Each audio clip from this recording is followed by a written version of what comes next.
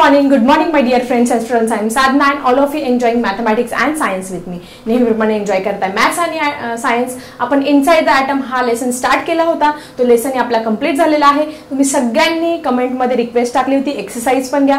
तर आज आपण घेणार आहोत इनसाइड द ॲटम याची एक्सरसाइज. आपण एक्सरसाइज स्टार्ट करतो आहोत. तर फर्स्ट एक्सरसाइज मधला फर्स्ट क्वेश्चन आहे answer the following. Answer the following मध्ये फर्स्ट क्वेश्चन आहे what is difference between Thomson's atomic model and the Rutherford atomic model. याच्यामध्ये काय फरक आहे असा प्रश्न तुम्हाला विचारलेला आहे. आता थॉम्सन ॲटॉमिक मॉडेल, थॉम्सन काय म्हणतात, according to Thomson's atomic model the negative charge electrons are present or embedded in the gel of positive charge. So student, मी तुम्हाला प्लम पुडिंग मॉडेल सांगितलं होतं थॉम्सनचं.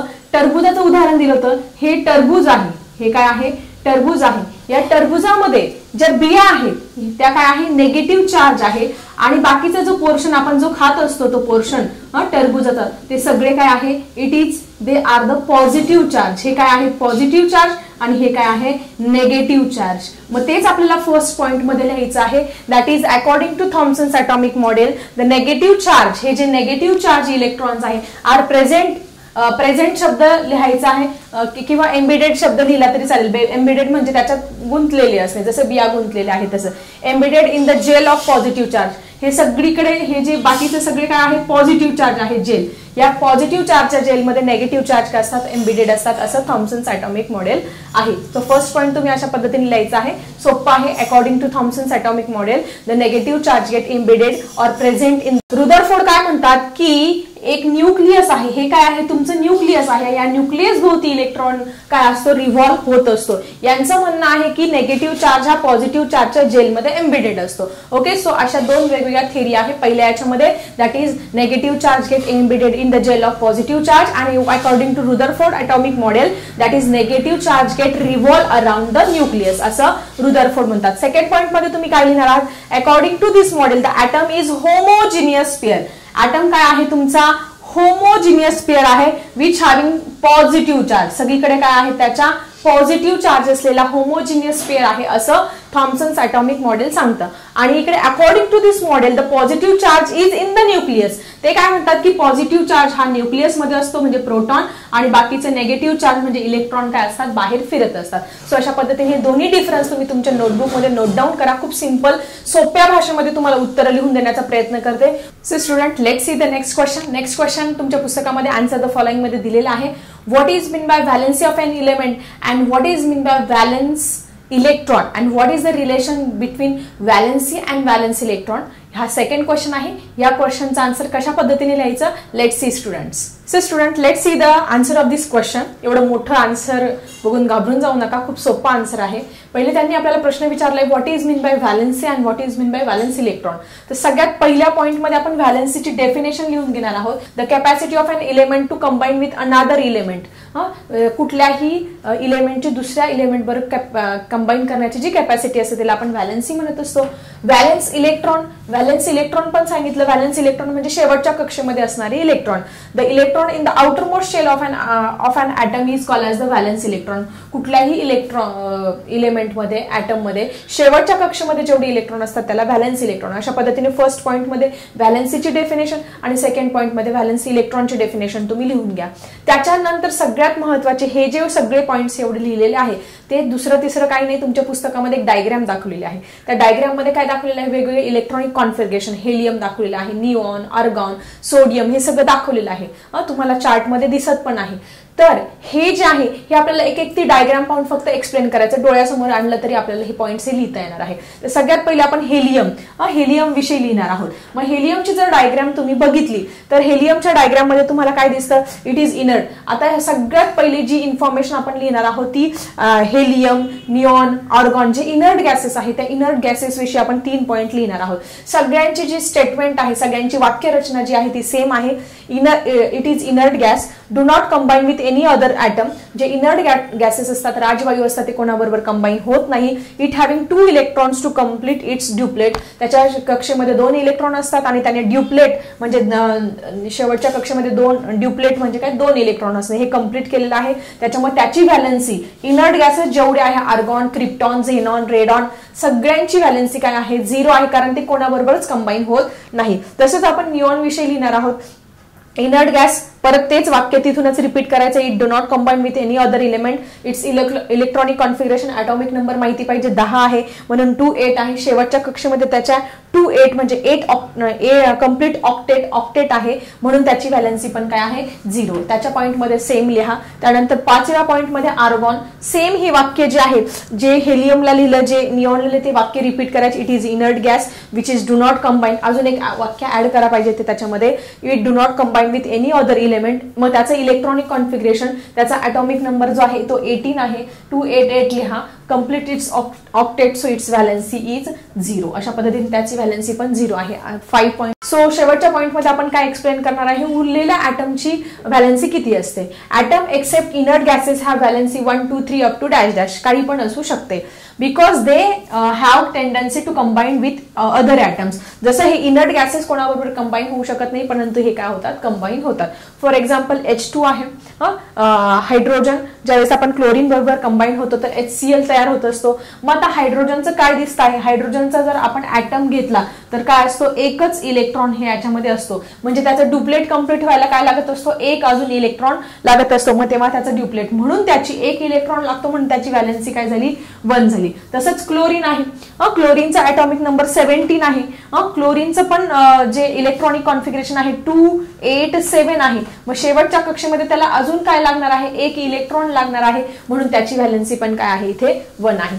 इन दिस वे, मग शेवटच्या वाक्यामध्ये तुम्ही काय लिहिणार आहात, in this way there is the relation between valence electron and valency. अशा 8व्या पॉईंटमध्ये लिहा. आणि अशा पद्धतीने तो आय थिंक तुमचं हे खूप छान आन्सर होतं, सोपं आन्सर होतं, हे क्लिअर झालं असेल. So student, let's see the third question. Third question काय आहे, what is mean bye atomic mass number and why the atomic number and atomic mass number of carbon is 6 and 12 respectively. काय प्रश्नाचं उत्तर आहे चला समजून घेऊया. So student, let's see the answer of third question. Third question विचारलाय what is in by atomic mass number. मग atomic mass नंबरचे आपण पहिले काय करणार आहोत, डेफिनेशन लिहिणार आहोत. मग ॲटॉमिक मास नंबर किती सोपा आहे, number of proton plus number of neutron of the in the nucleus is called as the atomic mass number. Atomic mass number म्हणजे दुसरं तिसरं काही नाही, त्या न्यूक्लियसमध्ये किती प्रोटॉन आहे आणि किती न्यूट्रॉन आहे यांची ऍडिशन म्हणजे ॲटॉमिक मास नंबर. मग आपण डेफिनेशन लिहिणार आहोत, the total number of protons and neutrons in the nucleus of the atom is called as atomic mass number. पहिल्या पॉईंटमध्ये डेफिनेशन लिहिली. त्याच्यानंतर त्यांनी आपल्याला विचारले आहे की कार्बनचा ॲटॉमिक नंबर 6 का आहे आणि त्याचा ॲटॉमिक मास नंबर 12 का आहे. मग आता ॲटॉमिक नंबर म्हणजे काय, number of proton. He concept already me teaching मध्ये क्लिअर केली आहे. ॲटॉमिक नंबर म्हणजे नंबर ऑफ प्रोटॉन, त्याच्या न्यूक्लियस मध्ये किती प्रोटॉन आहे तो त्याचा काय असतो ॲटॉमिक नंबर. म्हणून ॲटॉमिक नंबर ऑफ कार्बन हा 6 आहे. का, कारण त्याच्यामध्ये प्रोटॉनची संख्या, हा तुमचा कार्बनचा ॲटम आहे त्याच्यामध्ये प्रोटॉनची संख्या 6 प्रोटॉन आहे म्हणून त्याचा ॲटॉमिक नंबर जो आपण झेडने दाखवत असतो तो किती झाला तुमचा 6 झाला. Number of protons are 6, that's why atomic number is also 6. मग पहिला आपला आन्सर इथे मिळालेला आहे. त्यानंतर ते विचारतात की ॲटॉमिक मास नंबर 12 काय आहे. मग atomic mass number is equal to number of proton plus number of neutron, हे आपल्याला माहिती आहे. मग आपण फॉर्म्युलाच्या फॉर्म मध्ये लिहिलं P+N. मग ॲटॉमिक नंबर आपण A ने दाखवत असतो, ॲटॉमिक नंबर Z ने दाखवत असतो आणि ॲटॉमिक मास नंबर हा A ने दाखवत असतो. सो अशा पद्धतीने प्रोटॉनची संख्या 6 आहे, न्यूट्रॉनची संख्या पण, आता न्यूट्रॉनची संख्या कशी, जेवढी प्रोटॉन असतात तेवढेच काय असतात न्यूट्रॉन असतात. So 6 proton 6 neutron. सो त्याची ऍडिशन केली तर आपल्याला ॲटॉमिक मास नंबर जो आहे तो 12 मिळालेला आहे. आणि मग आपण लास्टला लिहू शकतो तेच क्वेश्चन जो दिलेला आहे तोच परत एकदा रिपीट करायचा. So atomic number of carbon is 6 and atomic mass number is 12 respectively. ठीक आहे. So in this way we clear the third question also. So student, let's see the next question. तर फोर्थ क्वेश्चन काय आहे, what is mean by sub atomic particle. Give brief information about this sub atomic particle with reference to its electric charge, its location and its mass. याच्यानुसार आपल्याला सब atomic particle काय आहे त्याची information ह्या आन्सरमध्ये लिहायची आहे. सो कसं लिहिणार आहे आन्सर, लेट्स सी. पहिला त्यांनी प्रश्न विचारले what is mean by sub atomic particle. मग सब ॲटॉमिक पार्टिकल्स म्हणजे काय, म्हणजे आपल्याला त्याची डेफिनेशन घ्यावं लागेल. सब ॲटॉमिक पार्टिकल म्हणजे जो ॲटमचा भाग आहे पण ॲटमपेक्षा छोटा आहे त्याला आपण सब ॲटॉमिक पार्टिकल. मग आता हेच आपण इंग्लिशमध्ये लिहिणार आहोत. The particle which is a part of atom but very small than atom is called as the sub atomic particle. किती सोपा आहे, जो ॲटमचा पार्ट आहे पण ॲटमपेक्षा छोटा आहे.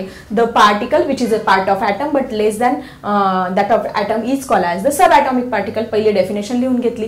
त्यानंतर atom is form by, atom कशापासून बनलेला आहे, atom is made up of the nucleus and the extra nuclear part. मग इन द न्यूक्लियस, आता न्यूक्लियस मध्ये काय असतं, न्यूक्लियस मध्ये काय असतं, इथे पण तुम्ही डायग्राम दाखवू शकता की न्यूक्लियस मध्ये पॉझिटिव्ह चार्ज प्रोटॉन असतो आणि न्यूट्रॉन असतो की ज्याच्यावरती कुठलाही चार्ज नसतो. There are two types of sub atomic particle are present in the nucleus, that is proton आणि न्यूट्रॉन. प्रोटॉन आणि न्यूट्रॉन हे काय असतात, तुमच्या न्यूक्लियसमध्ये प्रेझेंट असतात आणि त्यांना एक नवीन नाव आहे न्यूक्लियॉन्स. तुम्हाला कधीही डेफिनेशन मध्ये विचारलं what is mean bye nucleons, nucleon जर आला तर प्रोटॉन आणि न्यूट्रॉन मिळून जे बनतात त्याला काय म्हणतात, न्यूक्लियॉन्स.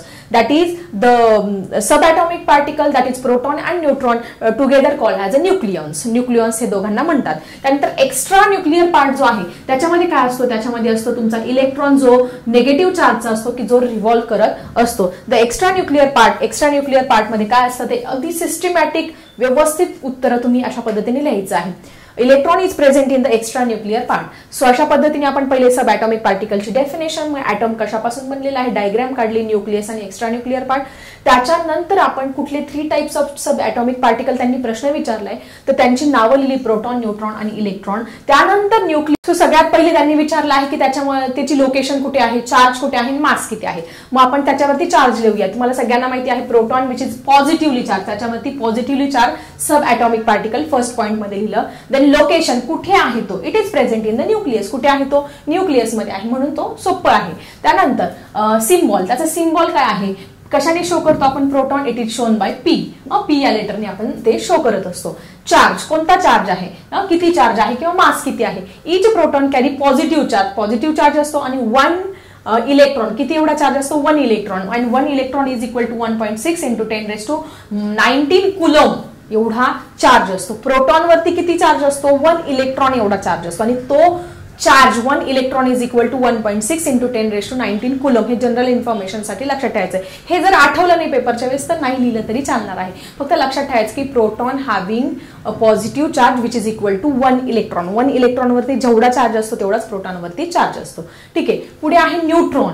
आता आपण न्यूट्रॉन विषयी इन्फॉर्मेशन देणार आहे की जो कशामध्ये प्रेझेंट आहे, न्यूक्लियसमध्ये. मग आता कोणता चार्ज आहे, आपण सगळ्यात पहिली, it is electrically neutral sub atomic part. त्याच्यावरती कुठलाही प्रकारचा नो चार्ज, न्यूट्रल आहे तुमचा न्यूट्रॉन. मग त्याचं लोकेशन कुठे आहे, it is present in the nucleus. त्या पद्धतीने लिहिणार. त्याचा सिम्बॉल काय आहे, कॅपिटल एन ने आपण काय करत असतो, तो शो करत असतो. देन मास, आता ह्या न्यूट्रॉन वरती मास किती असतं, the mass of neutron is approximately 1 dalton is equal to 1 proton. म्हणजे त्याचं हायड्रोजनशी कम्पेअर केलेलं असतं आणि हायड्रोजनचं मास 1 डेल्टॉन म्हणजे 1 dalton is equal to 1.66 into 10⁻27 kg एवढं काय असतं तुमच्या न्यूट्रॉन वरती मास असतं.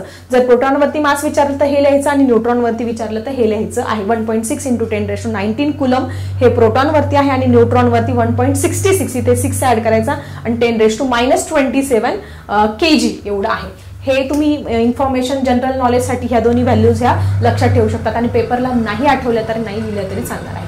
सो स्टुडंट, आपण प्रोटॉन न्यूट्रॉनची इन्फॉर्मेशन बघितली. आता आपण बघणार आहोत इलेक्ट्रॉनची. सेम चार्ज सगळ्यांना माहिती आहे, it is negatively charge sub atomic particle, त्याच्यावरती नेगेटिव्ह चार्ज असतो. लोकेशन कुठे असतो, it is present in the extra nuclear part.